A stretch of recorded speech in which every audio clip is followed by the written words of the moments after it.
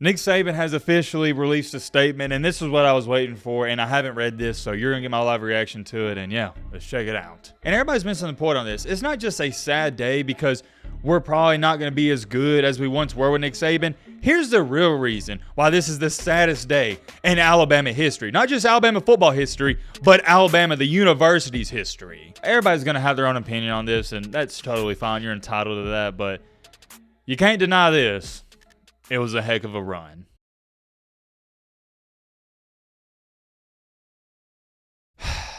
Sit back, relax, get nice and comfy, and I'm going to let you know early on in this video, first things first, it's not going to be a very, I guess you shall say, exciting video, or I'm not going to be excited. I'm not going to have a pep in my step. It goes without being said, if you haven't been living under a rock, you've heard the breaking news and the big time news at that, and it's true, it's not false. Nick Saban, it's not just he is retiring. No. He has officially retired. And yeah, it's starting to hit me. It hasn't hit me quite just yet, but it's starting to, and it's the reality. And I'll also let you know this up front. If I sound a little bit choked up and I sound sad, well, it's because I am. We got a lot to talk about, and I've always strived to be as unbiased as I can on this college football channel, but especially with being an Alabama fan, this hurts a little bit more. I don't know how other college football fans are taking this or how y'all are feeling, but I'm telling you right now, even if I was an Alabama fan, I would be pretty upset by this. I feel like this is just a devastating moment in college football history. We're not just talking about a great head coach who had a great run or even an elite head coach. No. We're talking about the greatest head coach of all time just retired. If you're a college football fan, this has got to hit you, or at least I feel like it. Let me know in the comment section, how are my non-Alabama fans handling this? How do y'all feel about it? And maybe I'm being a little naive or delusional here. Let me know in the comment section. But for example, even if you're an LSU fan or a Georgia fan or a Tennessee fan, schools that hate Alabama, that's their biggest rival, I feel like it still should hurt you a little bit. Because although, yeah, you may not like Alabama, I feel like every single fan, as much as they wanted to beat Nick Saban in Alabama, you always had that respect. And now that he's gone, it's like, dang, man, I'm going to miss competing against them. And yet again, I'm an Alabama fan. You guys know this, so I can't have that perspective. But I feel like if I could, that's how I'd be looking at this. It sucks. There's not another way to put this. This is a detrimental loss and blow, not just to Alabama, but to the entire sport of college football. And y'all want to know something? I'm going to share a little inside information with you guys. I'll never forget this. In 2016, a reporter asked Nick Saban how much longer he expects to be coaching, and he said 16 more years. Yet again, that was in 2016. So doing some simple math here, that means he would have retired in 2032, and that was the year I sort of expected him to retire around, 2032, 2030, something like that. Why did I expect that? Well, number one, it seemed fitting, and number two, he stated it. And he also stated in those next 16 years from 2016, he wanted to win at least 8 more national championships. Well, fast forward in time, it's now 2024, and in the past couple of years, I've thought about it. I was like, man, I wonder when the day's going to come when I'm sitting up here making a video talking about Nick Saban's retired. And I guess you could go as far as just saying I manifested it, but I just can't believe it came this early. And the funny thing is, every single time I thought about what would I say whenever Nick Saban retires in 2030 or 2031, 2032, I could never think of anything. I was always speechless. I always told myself, why am I even thinking about this? We're not even close to his retirement, and we'll cross that bridge when it gets here. And yeah, as you can see and as you can tell, we're at the bridge. And I still, to a certain extent, granted this is all breaking news that just happened, I don't know what to say. And here's my thing. Where do you even start with all this? Nick Saban single-handedly revived a terrible Alabama football team when he got there. This wasn't a situation where he took over a team like Georgia when Kirby Smart did. No. Alabama straight up sucked before Saban got there, so let's make that clear. Georgia didn't suck when Kirby Smart took them over. They was going 9-3, 10-2 every single year. Alabama sucked, and Saban turned them into the greatest dynasty college football has ever seen. And I'm getting a little too far ahead of myself. I'll speak on all that in just a second, but let me show y'all this. Nick Saban has officially released a statement, and this is what I was waiting for, and I haven't read this, so you're going to get my live reaction to it, and yeah, let's check it out. Saved it just for his video. Here's what he said, quote unquote. The University of Alabama has been a very special place to Terry and me. We have enjoyed every minute over 17 years being the head coach at Alabama, as well as becoming a part of the Tuscaloosa community. It is not just about how many games we won and lost, but it's about the legacy and how we went about it. We always tried to do it the right way. The goal was always to help players create more value for their future, be the best player they could be, and be more successful in life because they were part of the program. Hopefully we have done that, and we will always consider Alabama our home. I'm trying not to cry here and get emotional, but yeah.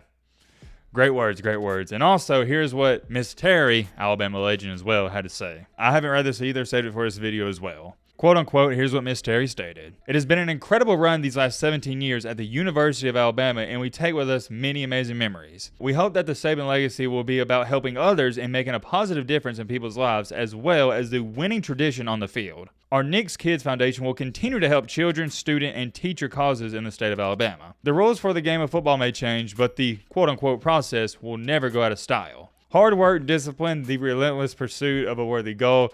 Man, I'm trying to tear up here. Okay, Matt, lock in. Sorry.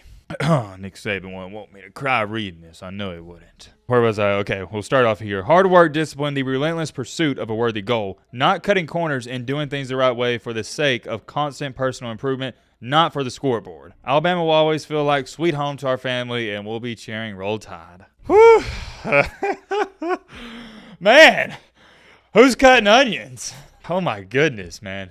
Why is this getting me emotional? Matt, lock in, dude. It's just, man, it's hitting me.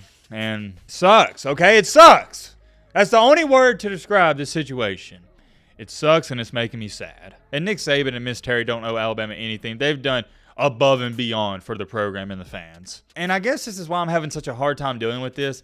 I thought guys like Nick Saban, they coach forever. You know what I mean? And one day he's going to pass away. I don't even want to talk about that. But you think guys like Nick Saban, they're always going to live forever and they're always going to do what they're best at. And I guess why I'm having such a hard time trying to even believe this is because it's going to be so weird imagining Alabama football without Nick Saban. Because ever since I was a kid in 2007, I was never concerned about Alabama football because we had the GOAT, we had Nick Saban. But now think about it. Is it not going to be weird seeing somebody else run out of that tunnel and representing Alabama? That's what I'm having such a hard time with. I thought Nick Saban was going to coach till he couldn't coach anymore, till he was 90 years old. And everybody's missing the point on this. It's not just a sad day because we're probably not going to be as good as we once were with Nick Saban. Here's the real reason why this is the saddest day in Alabama history. Not just Alabama football history, but Alabama, the university's history. I'm not too concerned if we don't win a championship once every 3 years in the future. No. That's not why I'm saddened by this. Why this makes me sad and why this is so, I guess you'd say, just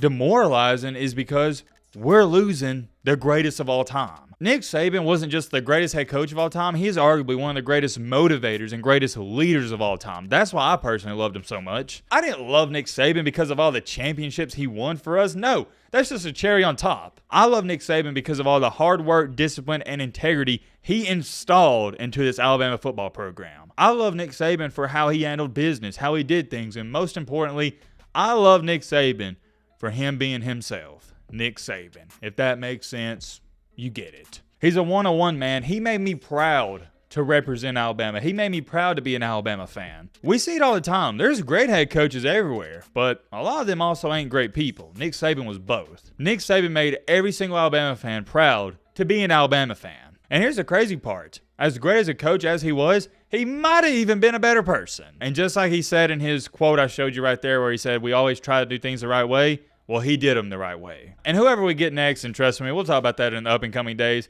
I just hope and pray they're as good as a person as Nick Saban was. I don't want some shady head coach. I don't care if he's great at head coaching. I don't want that. I want a great head coach and a great person. I'll give you a better perspective. It's like girls. Yeah, there's a lot of hot girls walking around out here, but they ain't got great personalities. I want to date the girl that's a 7 out of 10, 8 out of 10, but also has a great personality. That's what we need in our new head coach, and that's what I'm hoping to get, and we already know who he is. We'll talk about this relatively soon. But getting back on track here with Nick Saban, thanks, Coach. That's all I know to say. Thank you for all the memories, the wins, the losses, and just everything you did for our program, the university, the fans, players, everybody. Everybody's going to have their own opinion on this, and that's totally fine. You're entitled to that, but you can't deny this. It was a heck of a run. This is one of those things where I'm going to be telling my grandkids about how legendary of a coach Saban was, and I'm looking forward to that. And I'm going to have to end up this video before I start tearing up and crying, but yeah, I enjoyed it. It was amazing, and every single second I relished in it because I knew he wasn't going to be here for much longer. And this is arguably worse than a breakup to me, and I'm going to explain why by giving you some context and perspective here. I'm 23 years old, and when I could start really understanding the game was around 2007. So then I was 7 years old. And coincidentally, ironically enough, whatever word you want to throw in there, that's right when Nick Saban got to Alabama. So essentially speaking here, ever since I started watching football, paying attention to it, Nick Saban was always my college football head coach. You got to think about it. Nick Saban is all I've known. I've had a relationship with him for the past, 16, 17 years? It is what it is, though, and just like they say, unfortunately, all good things must come to an end. I'm curious. Let me know your thoughts down below. But